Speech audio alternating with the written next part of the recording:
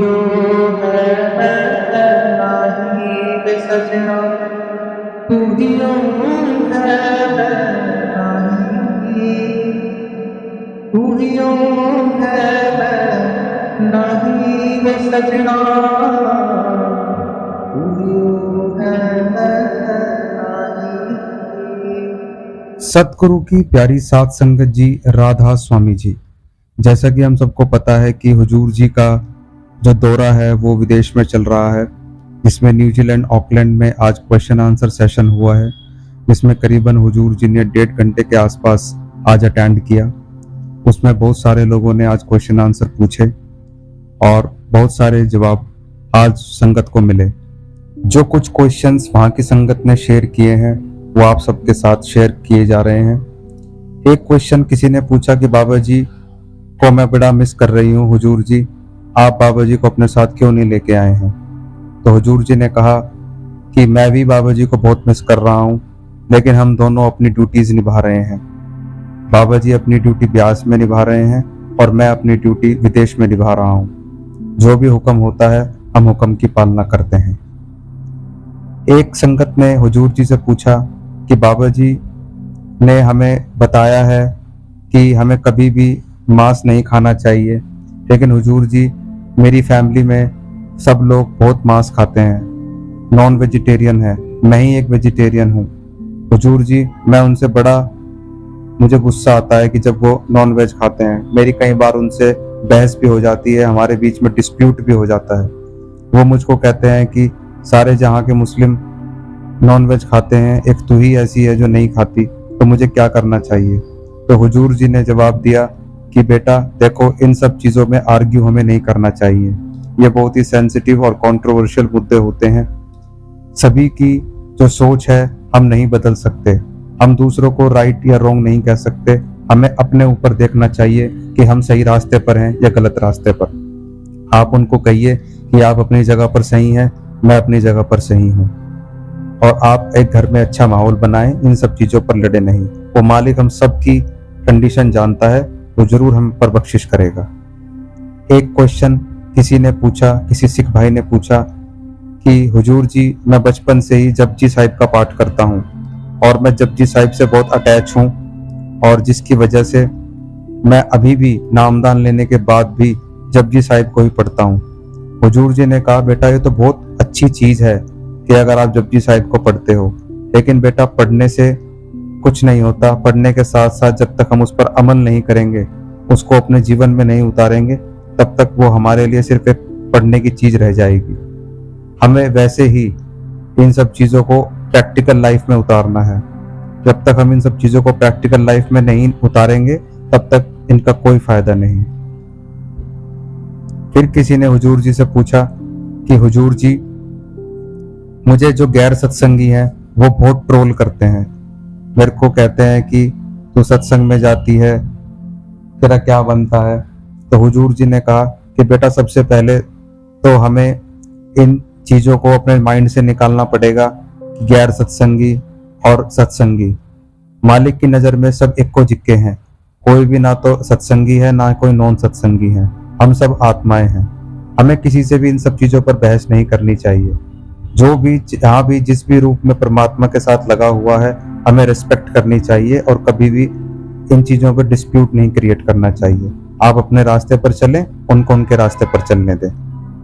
किसी ने हुजूर जी से पूछा, हुजूर जी हम बाबा जी को किस तरीके से खुशी दे सकते हैं। तो हुजूर जी ने कहा कि बेटा बाबा जी की खुशी तो नामदान में है, भजन सिमरन में है, लेकिन हम सबको अपनी लाइफ में बैलेंस बनाकर चलना है, जिससे हम अपने जीवन में हर काम करते हुए भजन सिमरन भी करें, तो बाबा जी हमसे सबसे ज्यादा खुश होंगे। किसी वीर ने बाबा जी से पूछा कि बाबा जी क्या सत्संग अटेंड करना या सत्संग में आना कंपलसरी है या जरूरी है।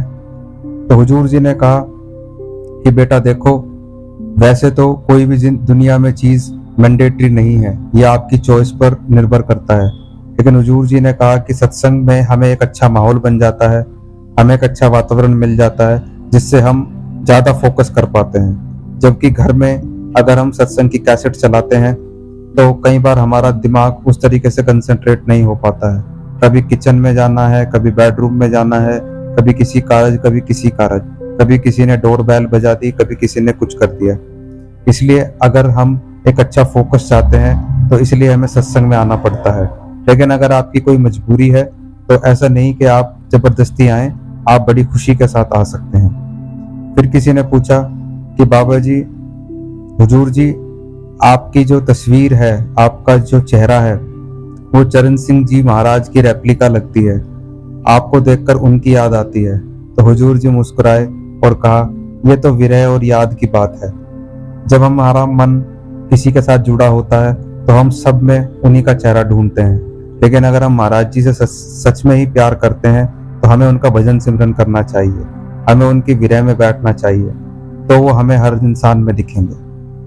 फिर किसी ने हुजूर जी से पूछा कि हुजूर जी, क्या आप मेरी संभाल करेंगे? तो हुजूर जी ने मुस्कुराते हुए कहा कि भाई, मेरी संभाल तो खुद बाबा जी कर रहे हैं, वो हम सबकी संभाल करेंगे।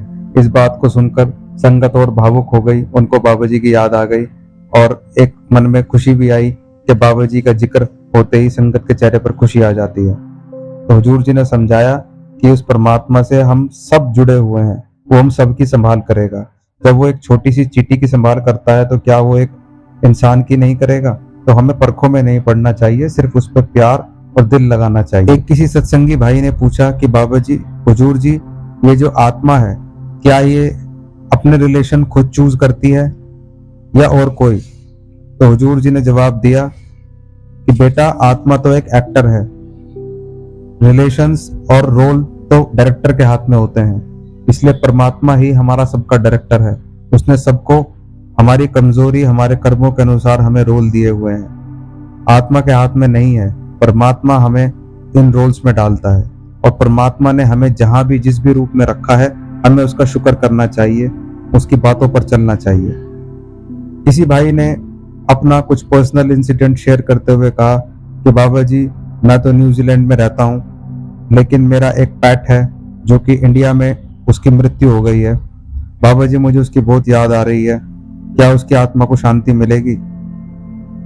तो हुजूर जी ने जवाब दिया कि भाई देखो, हमें इन सब चीजों से ऊपर उठना चाहिए। आत्मा को शांति सिर्फ परमात्मा की गोद में मिल सकती है और परमात्मा सबकी कदर जानता है। इसलिए हमें ज्यादा मोह नहीं लगाना चाहिए। हर जीव इस दुनिया में एक लिमिटेड टाइम के लिए आता है, अपना रोल पूरा करके यहाँ से वापस चला जाता है। इसलिए हमें तो उनकी अच्छाई के लिए देखना चाहिए कि वो अच्छे जामे में जाएं और भक्ति करके फिर से परमात्मा में मिल जाएं। किसी ने हुजूर जी से पूछा कि हुजूर जी, मैं सारा काम कर लेता हूँ, सब कुछ कर लेता हूँ, लेकिन मुझसे भजन सिमरन नहीं होता। तो हुजूर जी ने कहा कि जो सबसे इम्पोर्टेंट चीज है बेटा, वही अगर आप नहीं करोगे तो फिर ये काम तो धरे के धरे रह जाएंगे। सबसे जरूरी है भजन सिमरन, लेकिन हमें लाइफ में एक बैलेंस अप्रोच रखना है। अगर हम बैलेंस अप्रोच के साथ चलेंगे तो मालिक हमसे खुश होगा। हमें एक्सट्रीम पर नहीं जाना है कि सारा काम छोड़कर सिर्फ भजन सिमरन में लग जाएं या भजन सिमरन छोड़ के सारे दुनियावी काम काज करने शुरू कर दें। हमें इस सिनेरियो में बीच का रास्ता निकालना पड़ेगा।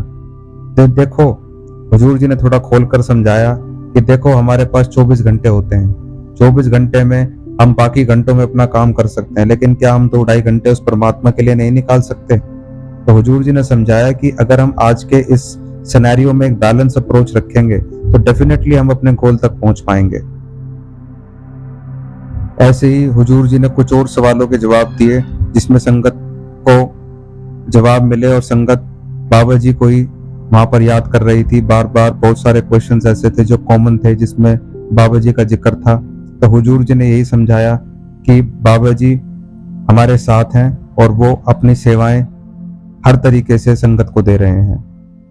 इसी बीच हुजूर जी ने अपने दर्शन दृष्टि देते हुए इनका समापन किया और क्वेश्चन आंसर का जो सेशन था ये एंड हुआ।